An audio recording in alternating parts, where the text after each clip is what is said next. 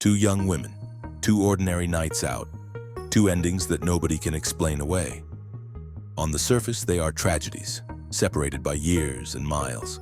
But when you set their stories side by side, the parallels don't just whisper, they scream. Both women were young, vibrant, and surrounded by people who claimed to care for them. Both left their homes expecting to come back within hours. Neither ever walked through their front doors again. Their families knew from the beginning that something was wrong. Mothers and fathers spoke up immediately, saying their daughters weren't the type to disappear. They felt it in their gut long before police knocked on their doors. And now, as files emerge, lawsuits are filed, and redacted documents trickle out, people can't ignore the similarities. These deaths weren't just sudden. They were messy, inconsistent, and filled with unanswered questions. So here's the big question. Are these coincidences? Or are they examples of something much darker? A pattern of setups, cover-ups, and violence disguised as accidents? To find out, we need to go back to the very beginning. To the night 19-year-old DaCara Thompson told her father she'd only be gone for a minute. It was late on August 22, 2025, in Hyattsville, Maryland. The Thompson household was winding down for the night when DaCara casually mentioned she was stepping out. "I'm just going to grab some gas," she said. A normal task, harmless, something she'd done dozens of times before. Her father didn't think twice. Why would he? DaCara was responsible, independent, and used to handling her own errands. But when the minutes stretched into hours, worry began to creep in. He dialed her phone. No answer. He tried again. Still nothing. By the next morning, panic had replaced patience. The family jumped into action. Using the Find My Phone feature they all shared, her siblings tried to locate her device, but by then it was switched off. The last ping placed it near Jasmine Terrace and Riggs Road. When they drove out to that spot, their hearts sank. Parked right there was her white SUV, abandoned like a ghost. Inside, nothing to suggest where she went or who she was with. Her phone, her bag, her presents, gone.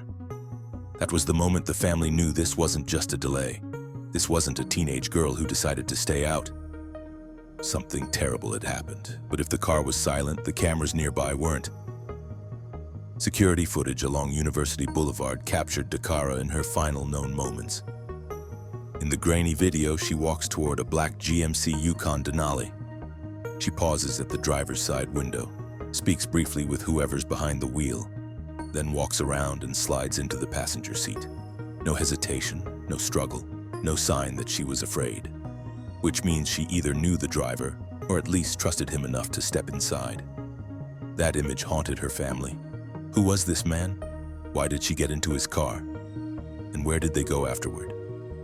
For investigators, this was the first real clue. The Denali wasn't just a vehicle. It was the thread that would unravel everything. Because while her loved ones searched neighborhoods and highways, investigators started tracking the SUV's movements. And just over a week later, a discovery would rip the case wide open. August 31st. A routine call about a disabled vehicle on Route 50 near Annapolis turned into a nightmare. Maryland State Police arrived expecting to deal with traffic. Instead, they spotted something far worse. A body lying on the river embankment 30 feet below the bridge. Word spread quickly, but the official identification came days later. Detectives called the Thompson family to say the body matched DaCara's tattoos and jewelry. The youngest of 5 children gone in an instant. The autopsy confirmed what the family already feared. She hadn't just stumbled or fallen. Her body showed skull and facial fractures, the kind of injuries that screamed violence. With that, investigators knew this was no accident. Someone had to be held accountable, and their eyes turned to the man behind the wheel of that black SUV. Detectives traced the GMC Yukon Denali to a Bowie, Maryland home belonging to 35-year-old Hugo Hernandez Mendez. The vehicle sat in the driveway as if nothing had happened. When police executed their search warrant, they said the evidence inside was damning. Bloodstains in the bedroom, a broken white and pink French-tipped fingernail that matched DaCara's manicure, strands of hair, a wig tossed aside. In the trash, multiple pairs of women's lingerie and underwear. Each item, when viewed separately, might have raised questions. Together, investigators argued they painted a horrifying picture. They believed DaCara had been killed inside that home in the early hours of August 23rd, before being transported and dumped like she was disposable. At that point, there was no mystery about who they needed to question. When questioned, Hugo gave detectives his version of events. He said he'd been at the Galaxy nightclub on University Boulevard. He claimed he was supposed to meet an ex-girlfriend, but the meeting never happened. He denied having anything to do with DaCara's disappearance. But as detectives pressed him, the story unraveled. The club he mentioned sat directly across from where DaCara was last seen getting into his SUV. The timing matched too neatly. And when the questions became too pointed, Hugo cut the conversation short, demanding a lawyer. That demand ended his cooperation. But by then, investigators felt they already had what they needed.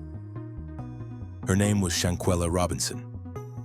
She was 25 years old when she traveled with 6 acquaintances to Cabo in October 2022. It should have been paradise. Sun, ocean, good times.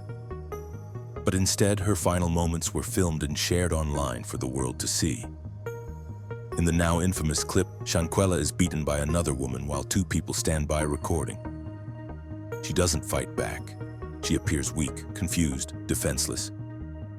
The video spread like wildfire, igniting outrage across the internet. When paramedics were finally called, her friends claimed she had been drinking heavily. They told the doctor she just needed fluids and could be treated inside the villa. Hours later, she had a seizure. By the time help arrived, it was too late.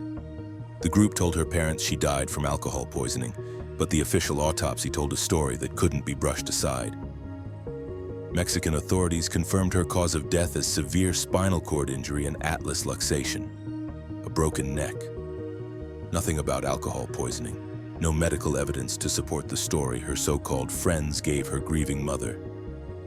Even stranger, their accounts didn't line up. One friend claimed they found her unconscious on the floor. Another said she was in bed. Another told her father she was sitting in a chair. 3 conflicting stories for the same moment. To Shanquella's mother, Salamandra, it was obvious. These people were lying. But instead of immediate arrests, she was left to fight tooth and nail just to get her daughter's truth recognized. Eventually, the FBI got involved. Families and journalists demanded files. When documents were released, they were almost unreadable, heavily redacted, black bars covering names, details, timelines. Critical information was missing. Her family filed lawsuits, not just against the Cabo 6, but also against U.S. agencies. They accused the FBI and State Department of negligence, of withholding records, of dragging their feet for years while evidence eroded. FOIA requests were met with absurd promises. We'll get back to you in 5 years. By then, witnesses would be gone, memories blurred, justice impossible. For the Robinson family, it felt like losing Shanquella twice. First to violence, then to bureaucracy. When DaCara's case made headlines in 2025, people immediately drew parallels. Both young women left with people they thought they could trust. Both ended up with injuries that didn't match the stories told by those around them. Both families had to push harder than anyone should have just to get movement on the cases. DaCara had skull and facial fractures. Shanquella had neck and spinal injuries. Both deaths were first explained away with excuses that collapsed under scrutiny.